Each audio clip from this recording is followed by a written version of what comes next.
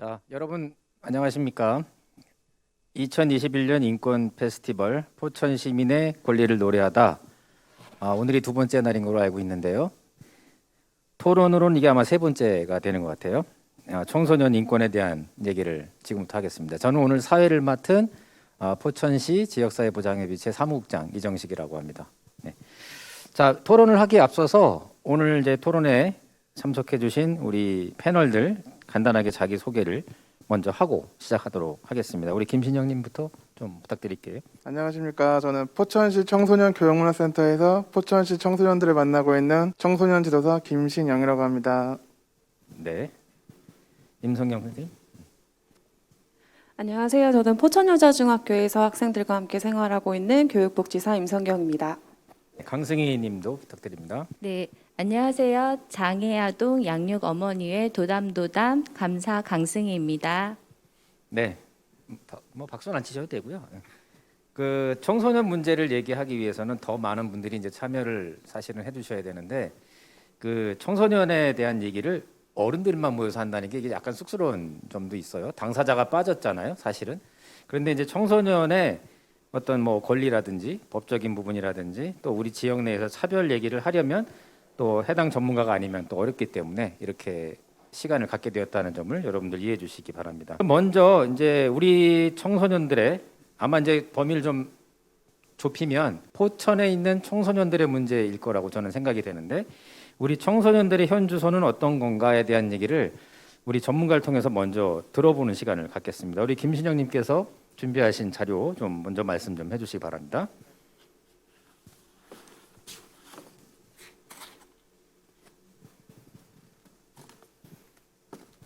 네, 이 자료는 2021년 포천시 청소년 정책 제안대에서 발제된 8가지의 정책입니다. 요거는 청소년들이 다 직접 작성을 하고 취합을 받아서 포천시청, 포천시 교육지원청, 그리고 포천시 의회가 같이 함께 발표한 자료고요.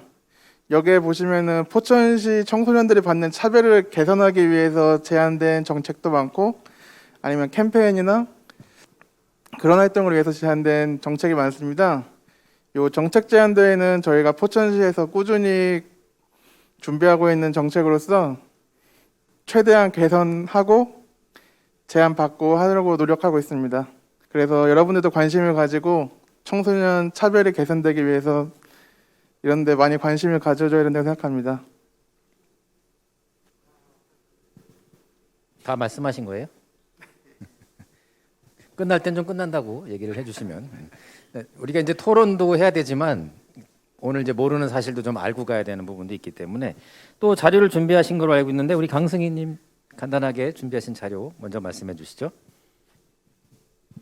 네, 내용이 조금 간단한 것 같진 않은데요.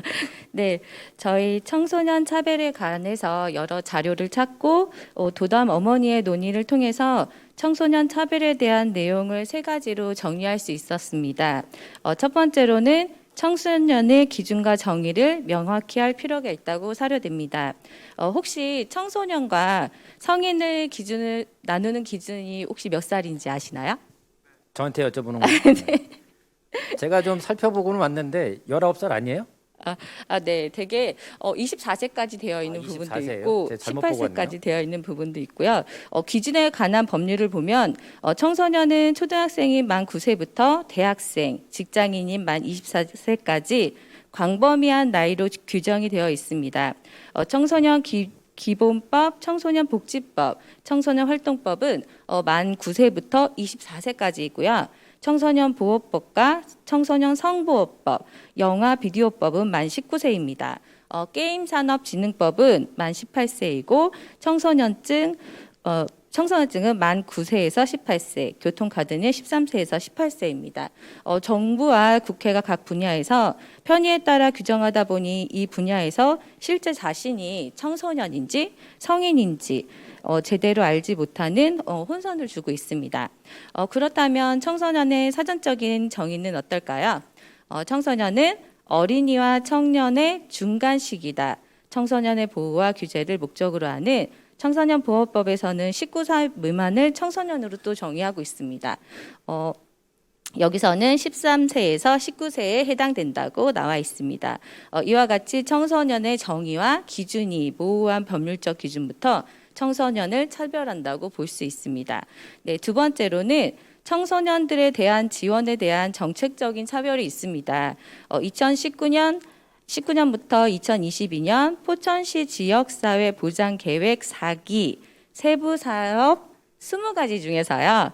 단 2개만 청소년 지원 계획이며 이 중 내용을 면밀히 살펴보면 아동 돌봄 체계 구축, 보호 종료, 아동 자립 지원 확대로 실질적으로는 청소년보다는 아동 중심의 지원 보장 계획 내용임을 알 수 있고요. 그렇다면 청소년 지원 보장 계획은 하나도 없는 셈인데요. 청소년에 대한 지원 정책적인 측면에서 개선이 필요하다고 사료되었습니다. 말씀 중에 죄송한데 네. 결국 제가 잘못한 거네요. 계속하시죠. 네. 네, 감사합니다. 네, 세 번째로는 포천시 고등학교 진학에 대한 비평준화로 인한 차별이 있습니다. 고등학교 진학은 거주 지역으로 평준화, 비평준화 나누게 되어 있는데요. 평준화 지역은 입학을 희망하는 고등학교에 1지망, 2지망, 3지망 내순으로 지원서를 내고 1지망 학교에 배정되지 못하면 저희 소위 말하는 뺑뺑이 자동 배정으로 가게 되어 있죠. 하지만 비평준화 지역은 중학교 내신 성적에 따라 각 고등학교 당락이 결정되고 고입이 대입까지 영향을 미치는 중요한 사안이므로 내신 성적 관리가 철저하게 필요하게 됩니다.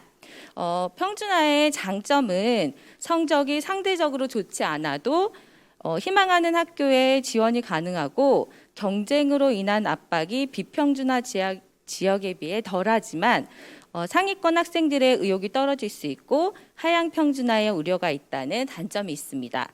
반면 비평준화의 장점은 더 높은 목표를 설정하고 도달함으로써 학교를 스스로 선택할 수 있으며 이런 점이 목표의식과 경쟁의식을 확고하게 해서 학업 능력 향상을 가져올 수 있습니다.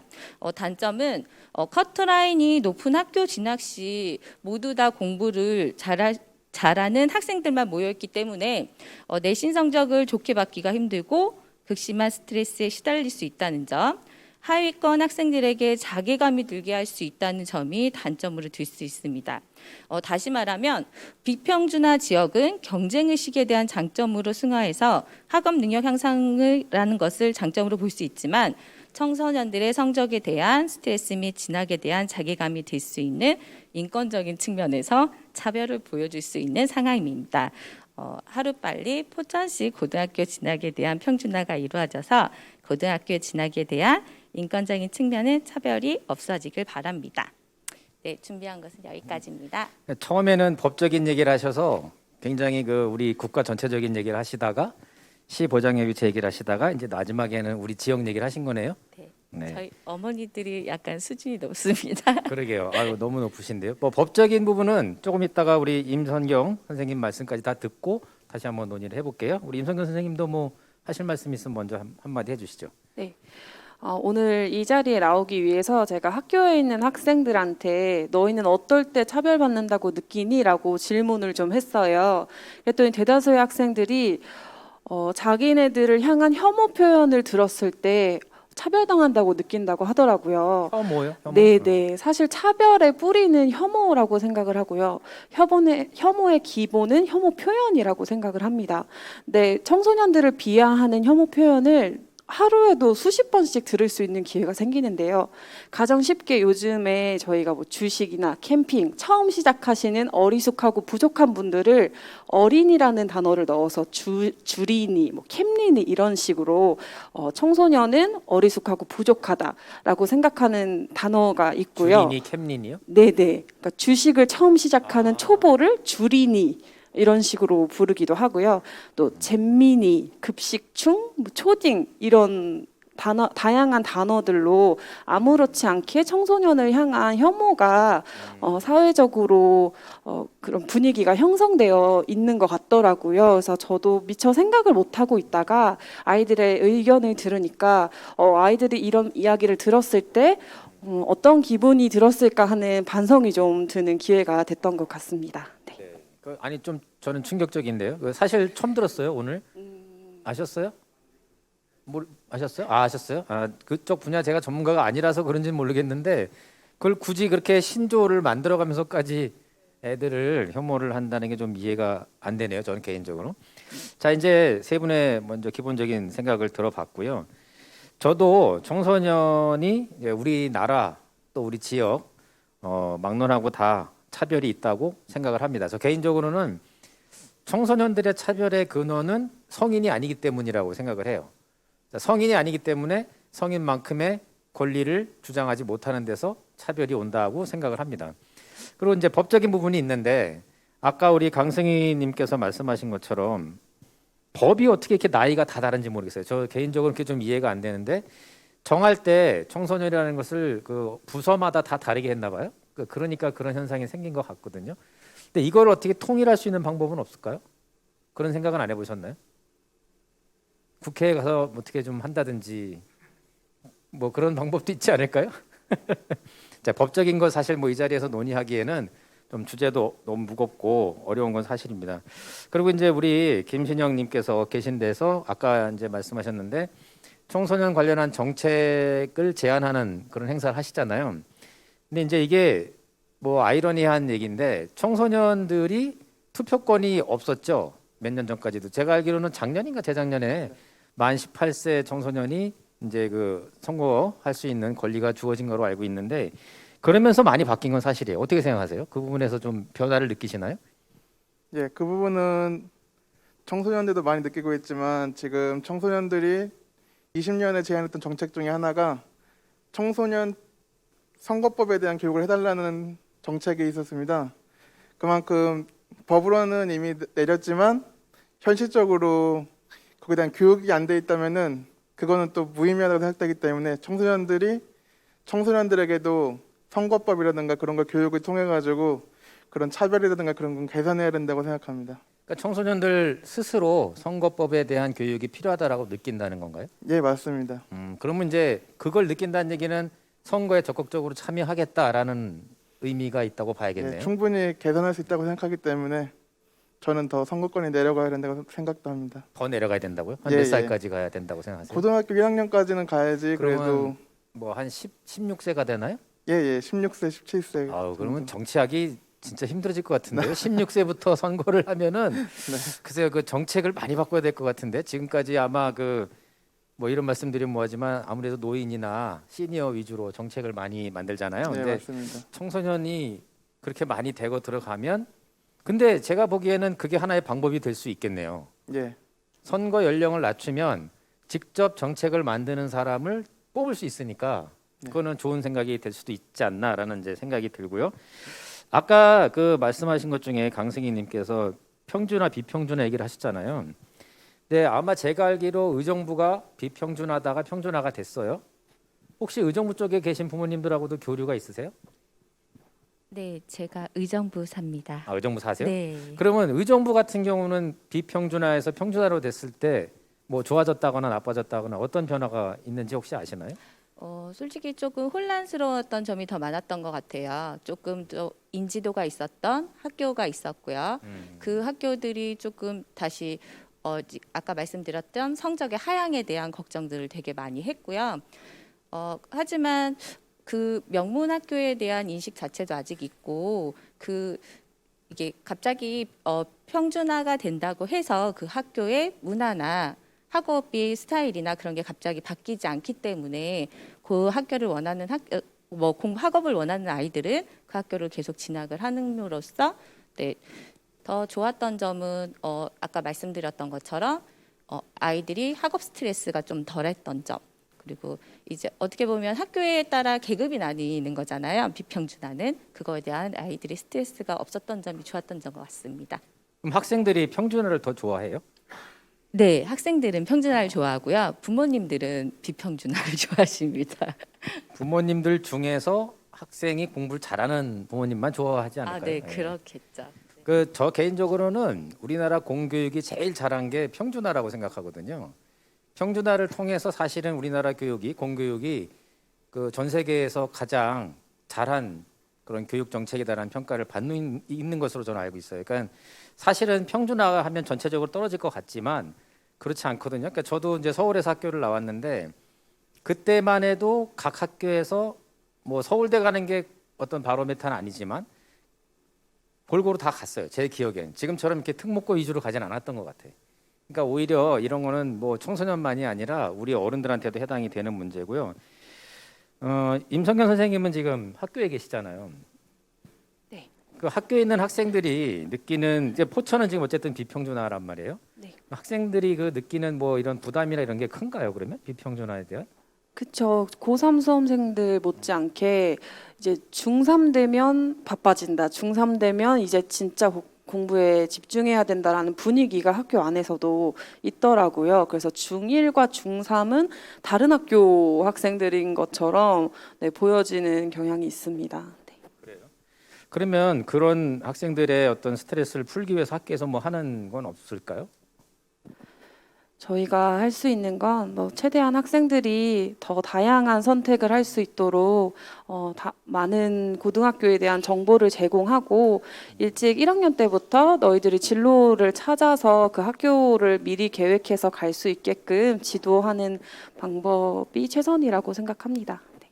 네, 기본적으로 학생들이기 때문에 청소년은 물론 학교 밖 청소년도 있지만 학교 생활이 청소년들 인권하고 또 활동하고 굉장히 밀접한 관련이 있어요. 제가 볼 때는 그런 점에서 볼 때는 그 학생들 특히 이제 학교에 계신 교육 분야에 계신 분들이 사실은 이런 토론에 좀 많이 오셔서 같이 참여해 주시는 게 좋다고 저는 생각을 합니다. 근데 기본적으로 청소년들이 느끼고 있는 그 차별이 저는 이제 현장에서 우리 그 분과 중에 아동 청소년 분과가 있는데 이분들께서 이제 얘기를 많이 해주시는 게 포천 같은 경우 특히나 학생들이 가서 머물거나 놀거나 뭐라고 할까요? 자기가 여가를 보낼 수 있는 그런 곳이 너무 적다라는 얘기를 많이 하는데 현장에서 어떻게 그런 거 많이 느끼시나요? 예, 이번 보내드렸던 2021년도 정책 중에 첫 번째 정책이 청소년을 위한 휴식 쉼터 제공이라는 정책이 또 나왔습니다. 이 정책을 보면은 지금 학원에 다니더라도 학원과 학원 사이에 남는 시간이 많다던가 그런 시간을 보낼 수 있는 청소년들을 위한 휴식 쉼터를 좀 제공해달라는 의견이 있어서 저희 포천시에서도 관심을 가지고 준비 중이고 있습니다. 아, 준비 중이라고요?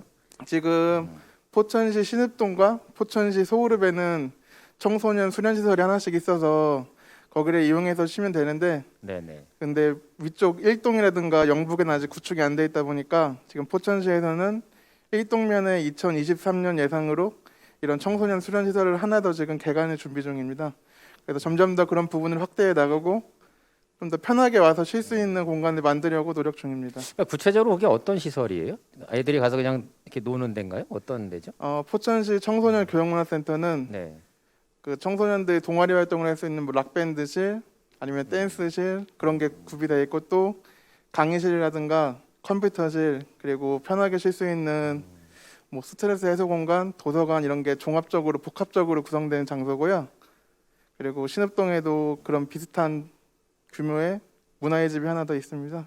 그래서 청소년들한테 그런 홍보를 해가지고 최대한 그렇게 긍정적인 방향을 끌어낼 수 있도록 노력 중입니다. 그러니까 구체적으로 어떤 그 애들이 놀 수 있는 공간을 마련하고 그런 있다는 네, 예. 말씀이잖아요.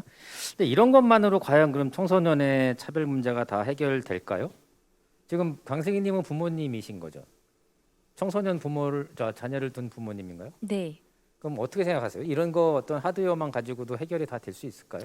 우선 정서적인 그러니까 학교가 끝나고 가운데 시간 그러니까 학원을 가기 전에 있는 시간에 그 시간을 어떻게 활용하는지가 되게 중요하다라고 생각이 들거든요. 그래서 학업을 한다면 똑같이 연계되어지는 그 시간에 혹시 솔직히 이런 시설 자체가 없다면 만화방을 가거나 뭐 당구장을 만화방이요? 가거나 네. 네. 이렇게 조금 안 좋은 문화적으로 갈 수 있는데 좋은 시설이 있다면 네, 그 시간 안을 아이들이 건전하게 채울 수 있는 시간으로 활용할 수 있을 거라 생각합니다. 기본적으로 애들 생활을 보면 학교 갔다 와서 학원 가서 하루 종일 있다가 뭐 저녁에 또 무슨 독서실을 간다든지 뭐 야간 자율학습을 한다든지 이렇게 돼 있잖아요. 근데 이게 다 능사인가 싶을 때가 있어요. 저는 정말 이렇게 다 살아야 되나? 그 학생들 중에 정말 몇 퍼센트만 우리가 얘기하는 소위 명문대학을 가잖아요. 나머지는 아니거든요. 그러니까 저 개인적으로는 정말 저렇게 사는 것이 애들이 원하는 걸까라는 생각이 들 때가 있습니다. 선생님은 어떻게 생각하세요? 네, 저도 학생들을 보면 학생들이 아침마다 이렇게 와서 선생님 너무 피곤해요 이야기를 해요. 그래서 왜 피곤하니 하면 어제 무슨 학원 갔다가 무슨 학원 갔다가 학원 숙제하고 뭐 몇 시에 잤어요, 뭐 몇 시간밖에 못 잤어요 이야기를 하더라고요. 근데 정말 너무 예쁜 시기이고 친구들이랑 많은 추억을 만들어야 할 중요한 시기임에도 불구하고 이 학생의 학창 시절의 대부분은 학원에서의 기억, 학교에서의 기억이 전부겠구나. 그마저도 올해는 또 코로나 때문에 제한이 많은 상황이고, 그래서 그 점이 너무 안타깝더라고요. 그래서 학생들이 방과 후에 이제 하고 싶은 여가를 즐기려면 학원을 빠지고 몰래 가야 하는 그런 소소한 그게 일탈을 현실적으로는 좀 어렵잖아요. 그렇죠. 그러니까 하고 싶은 걸 하면서도 한편으로는 또 죄책감을 느껴야 하고 힘들어하는 것 같아요. 그래서 본인이 원해서 자발적으로 학원을 다니면 정말 효과적이고 의미가 있다고 생각이 들지만 그런 이유가 아니라 뭐 외부에 의해서 뭐 가족에 의해서 원하지 않는 학원을 간다라는 거는 저도 마냥 바람직하지만은 않지 않나라고 생각이 듭니다. 근데 부모님 입장에서 또 학원을 안 보낼 수는 없잖아요. 저희 아이는 학원을 다니지 않습니다. 아 그래요? 네, 저희 아이는 음악을 하는데요. 네네. 저는 저런 시설이 정말 많았으면 좋겠다라는 생각이 드는 게 솔직히 음악을 하거나 체육 활동을 하는 아이들 같은 경우는 사비를 들여서 사교육을 할 수밖에 없거든요. 그래서 충분한 문화 공간이 아주 많이 필요하다고 음악이 생각합니다. 클래식 말씀하시는 거죠? 저희 아들 랩을 합니다. 랩이요? 네, 랩이요. 랩은 어디서 배워야 돼요? 랩은 개인 선생님 찾아서 어. 가더라고요. 그래요? 그리고 연습하는 공간은 이제 요새는 음악실이라고 해서 독서실처럼 이렇게 칸칸이 돼 있는 곳이 있어요. 부모님이 랩을 허락을 하셨네요. 네, 저는 꼭 공부가 능사는 아니라고. 훌륭한지는 네, 이제 더 두고 봐야 되겠죠. 하여튼 그래도 아주 현명한 판단을 하신 것 같네요. 네, 공부를 잘 하지도 못했어요. 아니 뭐 그래서 저도 좀 더 못했어요. 근데 결정이 빨랐던 것 같습니다. 그러게 다 공부를 하는 학생들은 아닌데 지금 우리 강승희 어떻게 보면 어머님처럼 그렇게 좀 다양성을 주는 게 필요한데 교육문화 그 센터에서 그런 프로그램도 있지 않나요? 그 애들 그러니까 저 개인적으로는 그래요. 대학을 가는 문제가 붙으면 이 청소년들이 자유로울 수가 없어요. 제가 볼 때는. 그러니까 교육문화센터에서도 어떤 그런 방향성을 줘야 되지 않을까 하는 생각이 드는데 어떻게 생각하세요? 예, 저도 이번 토론회를 준비하면서 다양한 청소년들의 의견을 많이 들었는데요. 청소년들이 제일 스트레스 받는 거는 차별에 대해서 물어봤었을 때 나온 제일 많은 얘기가 시험 성적에 대한 차별이 제일 심하다고 합니다. 포천시 관내에서도 고등학교를 올라가게 되면은 아마 심화반을 운영하는 학교가 많은 걸로 알고 있어요.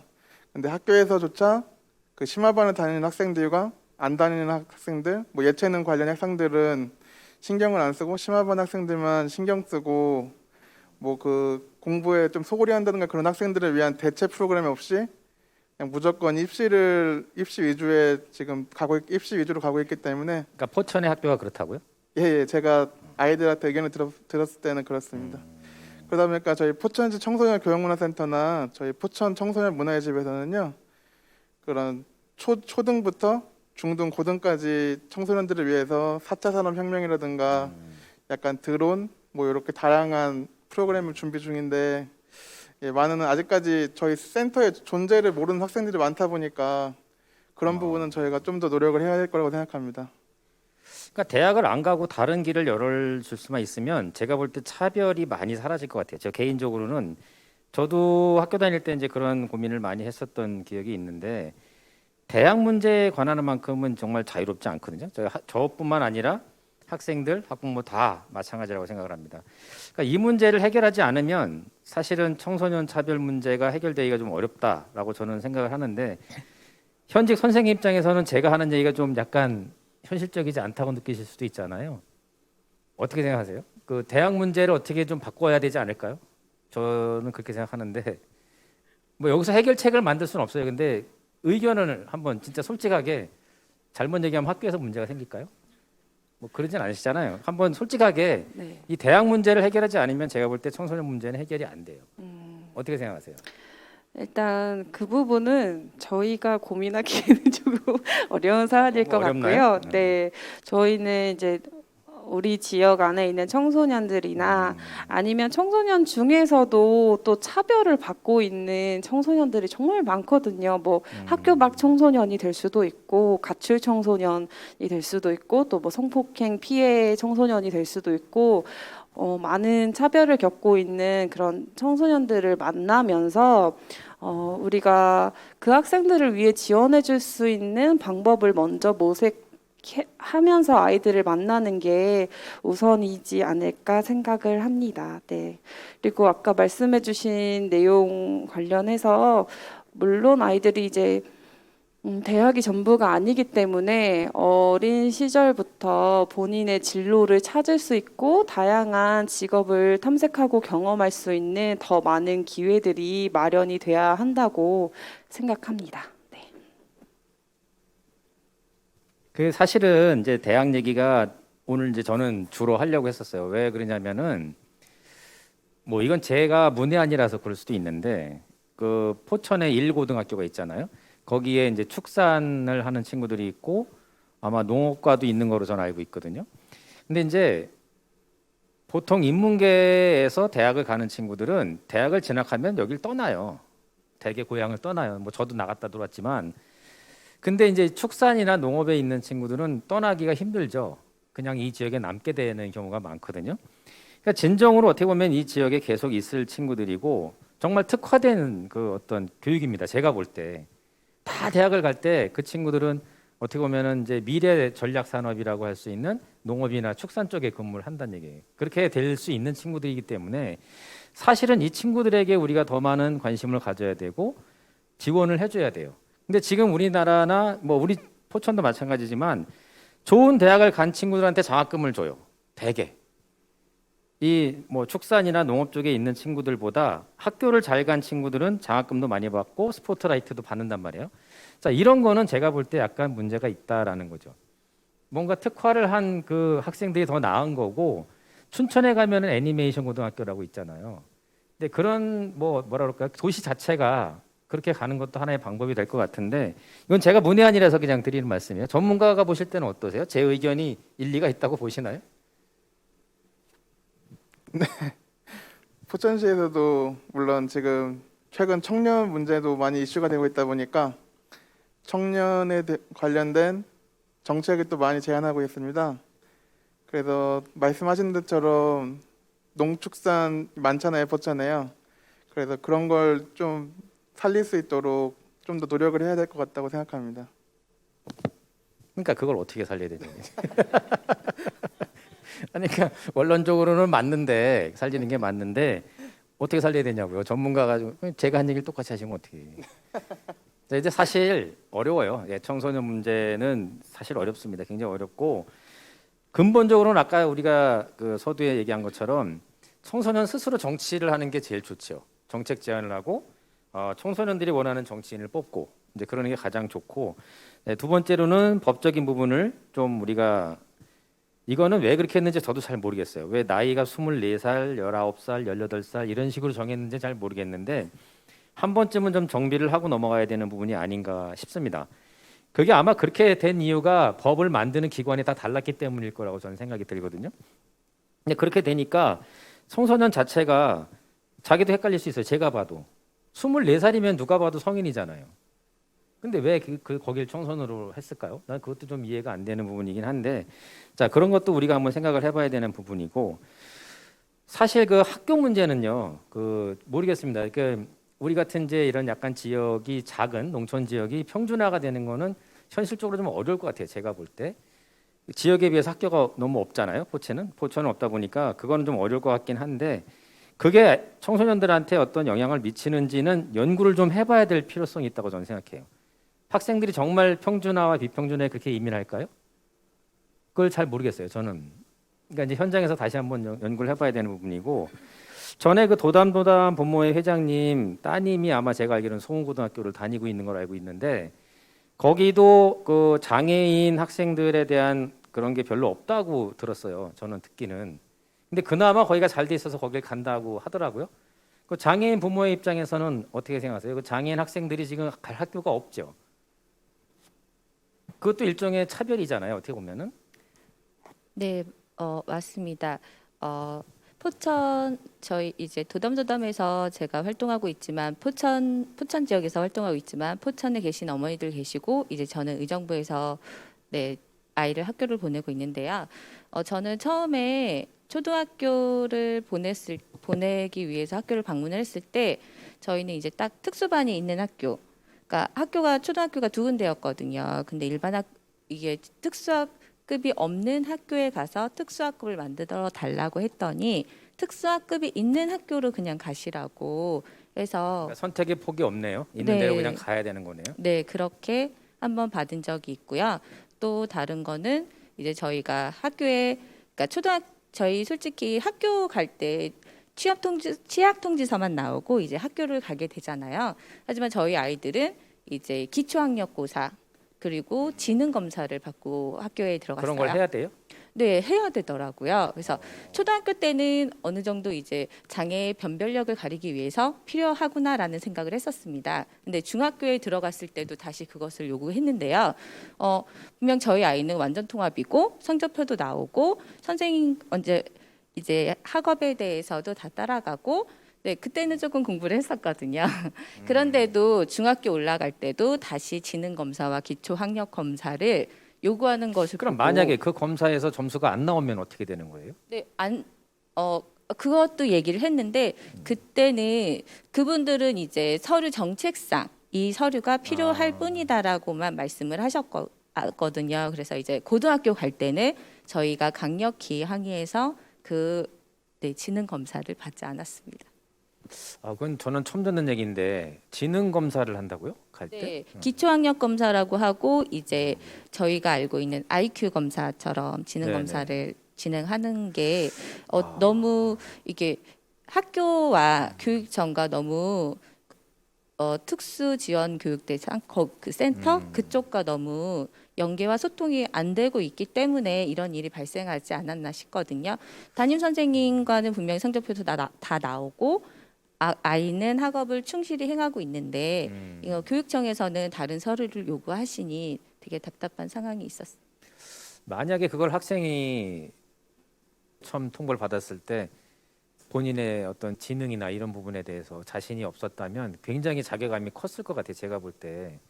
근데 그거는 좀 모르겠습니다. 지금 교육 정책이 어떻게 되는지 제가 정확히 모르지만 그런 부분은 좀 개선을 해야 될 것 같네요.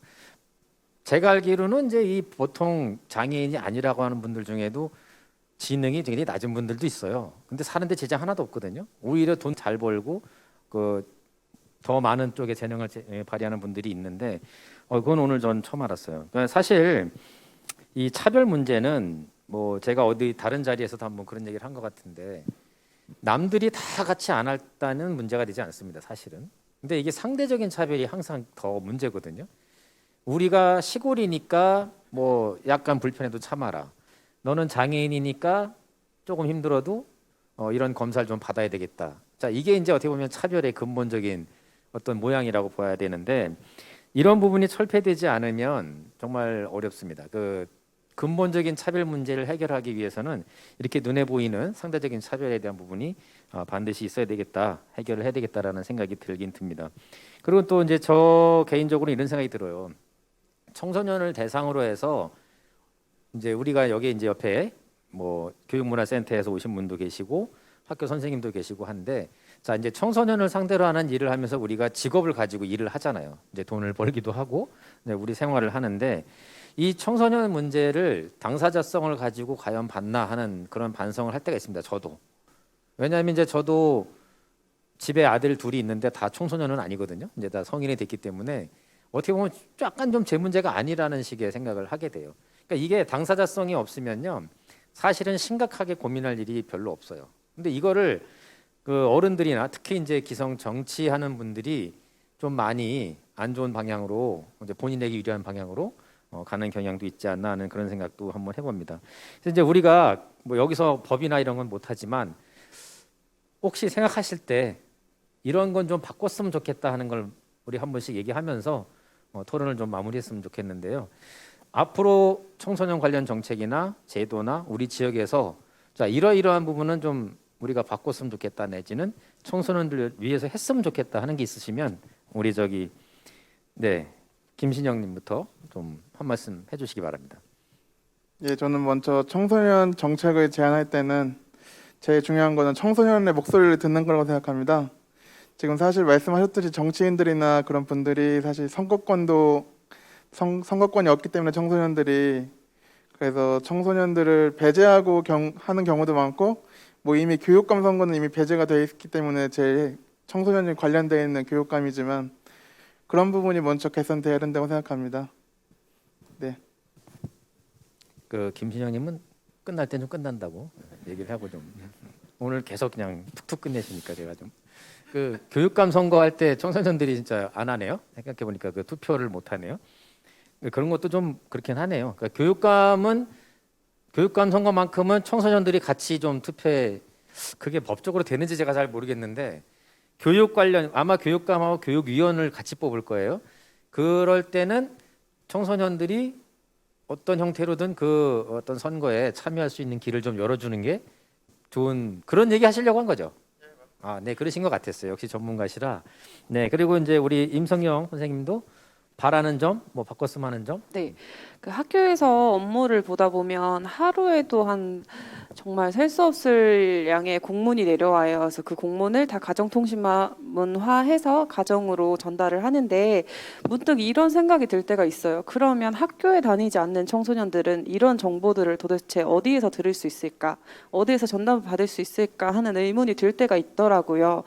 실예로 10월 정도에 경기도교육청에서 이제 경기도 전체의 학생들, 학부모님께 5만 원씩 지역 화폐를 교육회복지원금이라는 이름으로 전부 다요? 네네 지원해 주신 사업이 있었어요. 근데 그 신청 방법이 학부모님들이 학교에 이제 부모님의 인적사항을 적어서 동의서를 제출해서 그 명단을 교육청에 제출하면 교육청에서 그 명단을 대상으로 지역화폐를 이제 신청할 수 있게끔 지원을 해주시더라고요. 학교 밖 애들은 할 수가 없네요. 아예. 네, 처음에는 그랬던 걸로 알고 있어요. 그래서 아니나 다를까 이제 학교 밖 청소년들의 이제 보호자분들께서 이제 문의를 많이 넣으신 거죠. 그래서 그 다음 달 정도에는 학교 밖 청소년도 똑같이 교육회복 지원금을 받을 수 있게 된 걸로 알고 있어요. 근데 좀 씁쓸한 부분이긴 하죠. 처음부터 이런 것들이 같이 고려가 된다면 학교 밖 청소년들도 차별 없이 같은 청소년으로서 누려야 될 권리들을 똑같이 누릴 수 있다면 어땠을까 하는 아쉬움이 좀 남았던 것 같습니다. 네. 솔직히 제가 잘 몰라서 그러는데 학교 밖 청소년이 어느 정도나 될까요? 수를 보면 대략 글쎄요, 그건 저도 정확히는 모르겠어요. 수적인 문제보다도 뭐 그 학생이 한 명이 됐든 두 명이 됐든 똑같은 청소년으로서 누려야 할 권리를 누리지 못하는 학생이 한 명이라도 있다면 그 학생들을 위한 방향성이 새로 열려야 한다고 생각 듭니다. 네, 그 학교 밖 청소년 지원에 관한 법률도 있던데요. 제가 살펴보니까. 근데 이제 조금 보다 왔는데 솔직히 잘 와닿지 않았어요. 제가 느끼기에. 그러니까 일단 학교 밖 청소년을 정의하는 것도 약간 애매했고 학교 밖 청소년들이 본인이 찾아오지 않는 이상은 파악하기가 좀 어렵게 되어 있더라고요.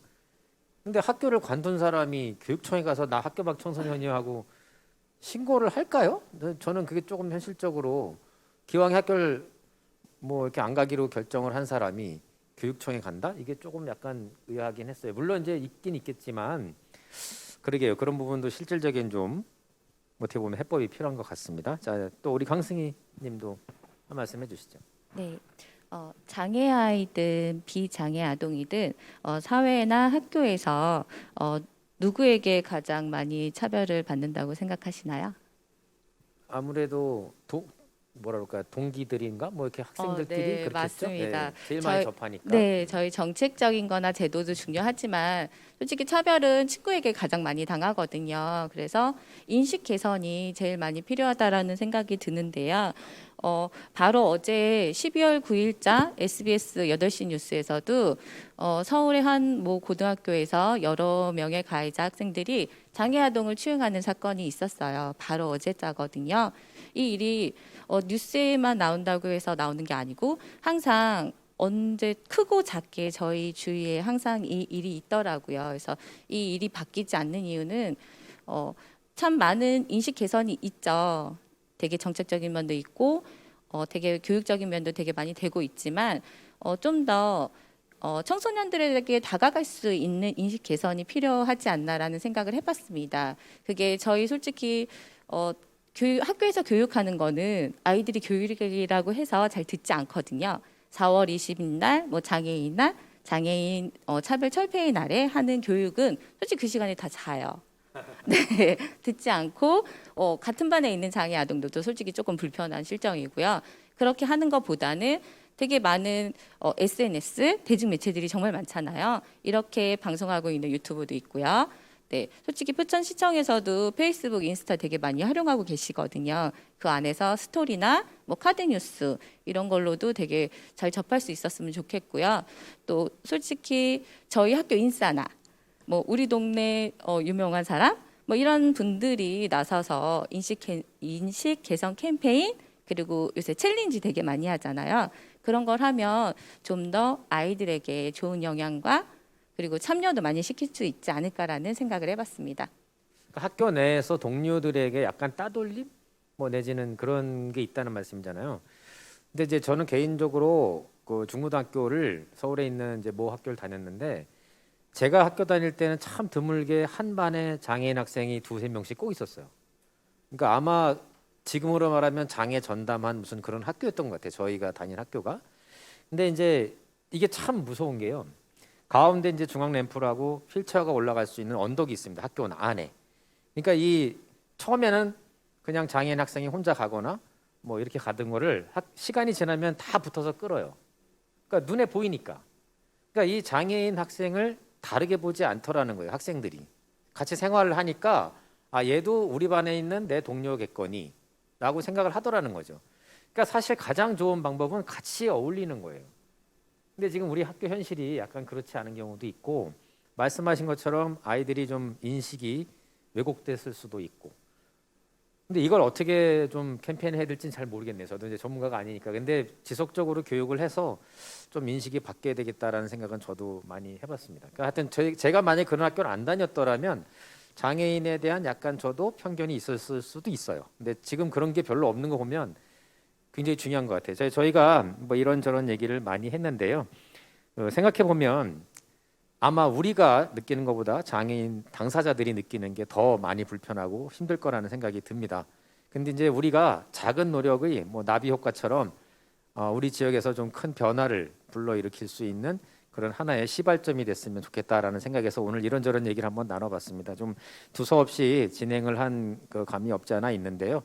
아무래도 우리가 이렇게 얘기하는 것 자체보다는 다음에는 청소년 당사자들이 와서 약간 그 격한 얘기도 좀 하고 본인이 원하는 얘기도 좀 하는 그런 자리가 더 마련됐으면 하는 생각이 듭니다. 자, 뭐 재밌게 보셨는지 모르겠고요.